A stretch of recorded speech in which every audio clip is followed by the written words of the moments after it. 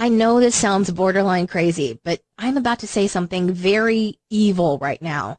I made a grown man cry and absolutely loved it. There he was, on his knees, sobbing so hard that he could have drowned in his tears, desperate to hold me and be held by me. And suddenly, he said something so shockingly amusing that it made my cheeks tickle pink in satisfaction. But wait, before I tell you what he said, why am I even telling you the story? My name is Natalie Pratt, and I'm here to reveal a hush-hush psychological trick that'll make any man's heart beat, bang, and hammer with attraction for you.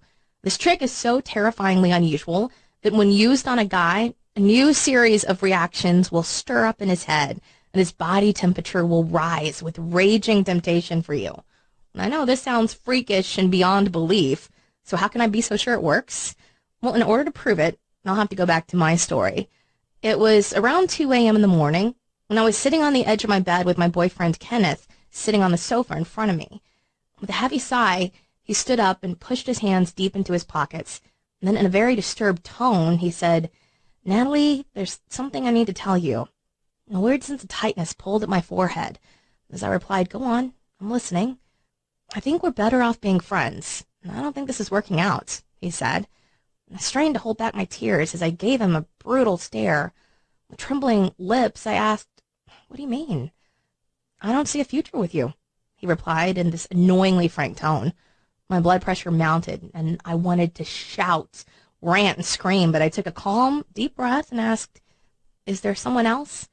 He turned his face away and in a very cold tone said, "Yes."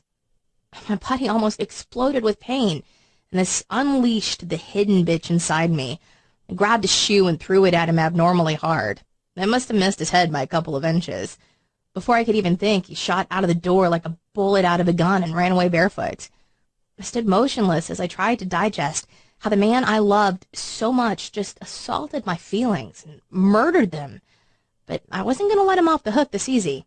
With rage-filled eyes, I texted him and asked, "How could you do this to me?"